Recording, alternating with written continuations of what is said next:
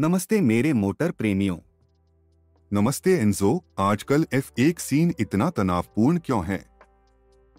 William FIA ने एक नई टीम एंड्रेटी को फॉर्मूला 1 में शामिल होने की मंजूरी दी है, लेकिन इसमें सब खुशी और तालियां नहीं हैं। मुझे डर है।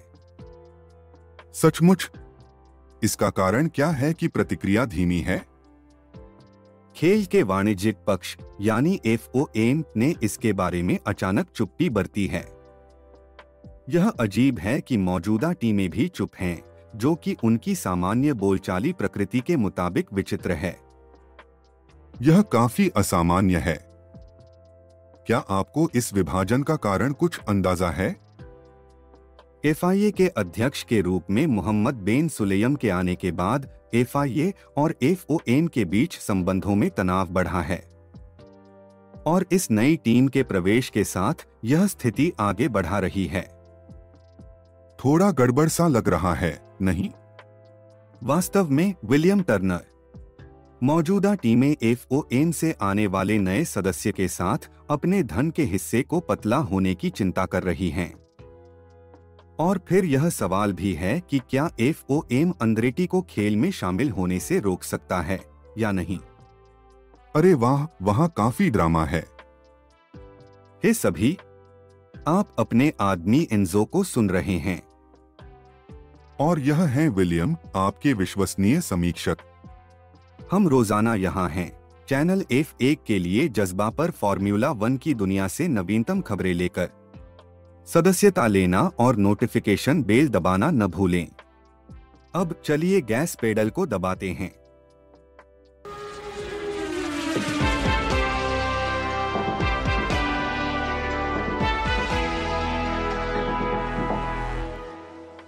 तो इसका मतलब है कि FIA और FOM के बीच एक बढ़ती हुई अंतर की एक गहरी खाई है।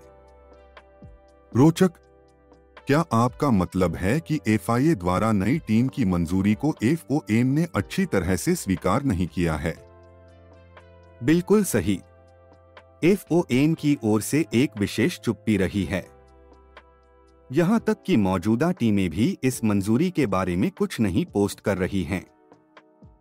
बहुत अजीब है, कहना ही पड़ेगा। लेकिन चुप्पी का कारण क्या है? यह तो अच्छी खबर होनी चाहिए, नहीं है ना? एक आदर्श दुनिया में हाँ, लेकिन जब से मोहम्मद बिन सुलेम FIA के अध्यक्ष के रूप में काबिज हुए हैं, उन्होंने F1 के शासन और रेस वीकेंड के नियंत्रण में महत्वपूर्ण परिवर्तन किए हैं। इसने काफी लोगों को चिढ़ा दिया है। तो क्या यहाँ थोड़ा सा शक्ति की जंग है? ऐसा लगता है। मौजूदा टीमें और F1 के बॉस नए बदलाव या नई टीम के साथ जुड़ने के बारे में बहुत उत्साहित नहीं हैं। तो अगला क्या होगा? क्या FOM नई टीम के प्रवेश को अस्वीकार करेगा? समय ही बताएगा। उन्होंने FIA के फैसले को स्वीकार किया है, लेकिन उन्होंने यह भी कहा है कि वे अपना खुद का मूल्यांकन करेंगे। हम निश्चित रूप से कुछ अभूतपूर्व नाटक के लिए तैयार हैं। आगे बढ़ते हुए सवाल यही बाकी है कि क्या FOM वास्तव में एंड्रेटी को शामिल होने से रोक सकता है? आपके पहले कहे गए बातों से तो ऐसा लगता है कि FOM के पास कुछ शक्ति है, लेकिन आपको ऐसा सुझाव देने की भी दिखाई देती है। ठीक है, FIA ने एक कठिन प्रक्रिया सुनिश्चित की है। बिन सुलेम का दृष्टिकोण EU विरोधी प्रतियोगिता विधान के तहत संभावित कानूनी चुनौतियों को रोकने के लिए तैयार किया गया था। इसलिए यह असंभावित है कि FOM सीधे रूप से आवेदन को अस्वीकार कर सके। क्या आपको ऐसे किसी कानूनी चुनौती का उदाहरण देने की आवश्यकता है? एक स्थिति की कल्पना कीजिए जहां एक संभावित टीम, चलो मान लेते हैं टीम X को FIA द्वारा मंजूरी दी गई है, लेकिन फिर FOM द्वारा इसे अस्वीकृत कर दिया जाता है। ऐसी स्थिति में टीम X यह दावा कर सकती है कि उसे खेल में प्रवेश करने से अनुचित रूप से रोका जा रहा है, जिससे प्रतियोगिता विरोधी कानूनों का उल्लंघन हो रहा है। उन्हें फिर मामला अदालत में ले जाने का विकल्प हो सकता है। मैं देखता हूँ। फिर FOM क्या कर सकता है? फिर FOM कर सकता है वह अंग्रेटी और मौजूदा टीमों के साथ नई मुआवजा प्रक्रिया के संबंध में वाणिज्यिक चर्चाओं को खींचना। ऐतिहासिक रूप से मौजूदा टीमें नई प्रवेशों के खिलाफ आपत्ति दर्ज करती हैं। FOM से आय के प्रतिशत का पतला होने का भय करती हैं। यह चर्चाएं कितना समय ले सकती हैं? 1 साल, 2 साल? वही तो है, यह वह सवाल है जिसका जवाब लाखों रुपए का है। यह संभवतः तब तक खींच सकता है जब तक एंड्रेटी का बयानित इरादा 2025 सीजन के लिए तैयार होने को खतरे में न डाल दिया जाए। तो क्या 2025 एक महत्वपूर्ण वर्ष है फिर? हाँ, बिल्कुल। वर्तमान कॉनकॉर्ड समझौता बताता है कि एक नई टीम के लिए ऑडिट डिल्यूशन प्रवेश शुल्क है। कई F1 बॉसों ने सुझाव दिया है कि 2026 के बाद इस शुल्क में बड़ी मात्रा में वृद्धि होगी। यह एंड्रेटी के लिए एक बाधा बन सकती है।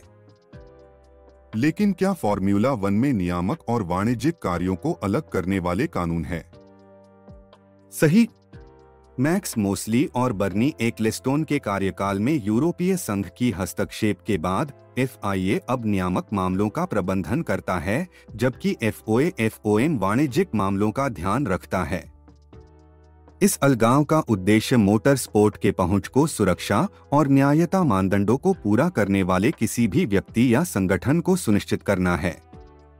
हमारी चर्चा में और संदर्भ जोड़ने के लिए FIA के खेल नियमों के अनुसार F1 में शामिल होने के लिए सभी आवेदनों का अध्ययन FIA द्वारा किया जाएगा और उसके पूर्ण विवेचना के आधार पर स्वीकृत या अस्वीकृत किया जाएगा। तो क्या यह मतलब है कि FOM को एंड्रेटी को सीधे अस्वीकार करने की शक्ति नहीं है? सही। उन्हें इस प्रक्रिया को लंबा करने की संभावना है, लेकिन सीधे अस्वीकार करना असंभावित लगता है। इसके अलावा इन परामर्शों के लिए एक ऐतिहासिक पूर्वानुमान भी है, जिसमें एक विस्तारित अवधि की आवश्यकता नहीं होती है।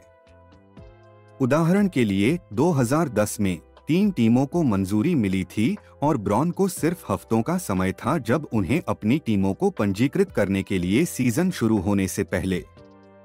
लेकिन आपके कहने के अनुसार ऐसा लगता है कि FOM इस स्थिति में पूरी तरह से अशक्त नहीं है।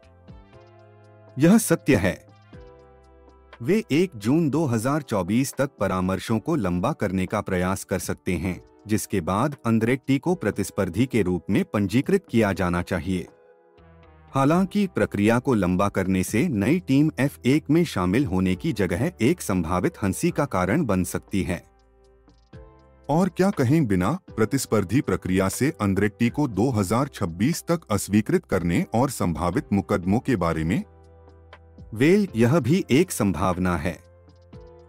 अंततः FOM को वास्तविकता को स्वीकार करना होगा, जल्दी से एक वाणिज्यिक समाधान ढूंढना होगा और टीमों को 2026 सीजन और उसके बाद के लिए पुरस्कार धन के लिए प्रतियोगिता करने देनी चाहिए। साफ है कि प्रशंसकों को कम से कम सोशल मीडिया के आधार पर जुड़कर फॉर्मूला 1 में अधिक टीम और ड्राइवर की इच्छा है। विलियम, सोशल मीडिया की दुनिया से कोई रसीली बातें हैं क्या? ऐसा हो रहा है कि एक बहस चल रही है। उपयोगकर्ता मानिगन ने पोस्ट किया है, उद्धरण करते हुए, आधिकारिक एंड्रेटी को FIA द्वारा मंजूरी दी गई है। अब इसे वाणिज्यिक चर्चाओं के लिए FOM के पास भेजा जाएगा, अद्यतन करें। ओह, यह निश्चित रूप से बहुत सारी बातें उठाएगा। वास्तव में ऐसा हुआ है। उपयोगकर्ता NBR33ZII ने प्रतिक्रिया दी, उद्धरण करते हुए, पिछले 10 वर्षों में एंड्रेटी से अधिक संभावित प्रवेशक क्या हो सकता है। उनके पास मोटर स्पोर्ट के दशकों का अनुभव है, एक विशाल निर्माता का समर्थन है और कुछ काफी स्थिर और वास्तविक वित्तीय साझेदार हैं। मुझे सचमुच कोई कारण नहीं दिखाई देता कि वे ग्रिड पर नहीं होने चाहिए, अद्यतन करें। एक न्यायसंगत तर्क है। क्या कोई विरोधाभासी तर्क हैं? टर्बोगोम्बोक ने टिप्पणी की, उद्धरण करते हुए, पता नहीं, ऐसा लगता है कि यह अच्छी जोड़ नहीं है, कोई अंधेरे तेल के प्रायोजक, कोई धोखाधड़ी या मुद्रित तंबाकू कंपनियों का समर्थन नहीं। F1 के लिए शायद बहुत ही वास्तविक हो सकता है। इससे एक बहुत ही रोचक धागा प्रारंभ हुआ, जिसमें विभिन्न उपयोगकर्ताओं ने कुछ मनोरंजक, कहें तो प्रायोजन सुझाव दिए। ऐसे चीजें जैसे fire Andretti Credit Suisse racing team BP द्वारा संचालित और रेथियन एंड्रेट्टी रेसिंग। हाँ, यह निश्चित रूप से कुछ लोगों को आश्चर्यचकित करेगा।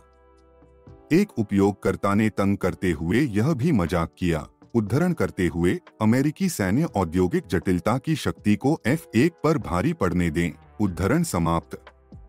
हाँ, वहाँ थोड़ा उलटफेर जैसा लग रहा है, विलियम। कोई और महत्वपूर्ण टिप्पणी है? संभावित दुष्ट अमेरिकी कंपनियों के प्रायोजक के संबंध में एक बहस चल रही है। नेस्ले, ब्लैकरॉक और वॉलमार्ट का उल्लेख किया गया था, जिस पर उपयोगकर्ता ईट स्लीप जीप ने जवाब दिया, उद्धरण करते हुए, तुम बहुत देर से हो, वॉलमार्ट वर्तमान में रेड बुल रेसिंग का प्रायोजक है। ब्लैकरॉक ने 2012 में F1 का 20% खरीद लिया था। मोसेंटो ने पुर्तगाल में एक ट्रैक स्वामित्व में रखा था, जिस पर F1 ने 1959 में रेस की थी, उद्धरण समाप्त। यह तो बहुत मजेदार तथ्य है। F1 का हिस्सा ब्लैकरॉक के पास होना कौन सोचता था? ऐसा लगता है कि इंटरनेट ने हमें इस हफ्ते काफी कुछ सोचने के लिए दिया है। यहाँ तक सब कुछ हो गया। F1 के लिए जज्बा में सुनने वाले सभी हमारे श्रोताओं को एक बड़ा धन्यवाद। आज हमने अंद्रेटी के फॉर्मूला 1 में प्रवेश करने के जटिलताओं में खुद को डुबोया है और सोशल मीडिया टिप्पणी के दुनिया में एक छोटा सा अवकाश भी लिया है। याद रखें, आपका समर्थन हमारे लिए सबसे बड़ा अंतर बनाता है। इसलिए उस सब्सक्राइब बटन पर क्लिक करना और नोटिफिकेशन बेल को रिंग करना न भूलें, ताकि आप कभी भी कोई अपडेट ना छुएं। और अगर आपने आज कार्यक्रम का आनंद लिया है, तो प्यार बांटने का काम क्यों न करें? अपने दोस्तों को हमारे बारे में बताएं, अपने सोशल मीडिया पर हमारे एपिसोड साझा करें और हाँ, शायद अपने अगले परिवारीय डिनर में हमारा जिक्र भी करें। कौन जानता है, हम शायद आपकी नान को F1 के प्रशंसक में बदल दें। ओह, और रोजाना सुनना न भूलें, हमारे पास इससे भी बहुत कुछ है। बिल्कुल, हमेशा उत्साहित रहते हैं आपको और गहराई से भरे और कभी कभी हंसी के योग्य चर्चाओं को लाने के लिए। लेकिन अब हमें आपको अलविदा कहने का समय है, अगले F1 के लिए जज्बा के एपिसोड तक। तो चाहे आप घर पर सुन रहे हों, कार में हों या दौड़ते समय, हमें साथ लेकर धन्यवाद। हम आपके अगले F1 की यात्रा में आपके साथ जुड़ने के लिए बेताब हैं। एंजो और विलियम टर्नर, मेटल पर पेडल दबाएं, सड़क पर अपनी नजर बनाए रखें। हमारे चैनल का सामग्री सोने की तुलना में है।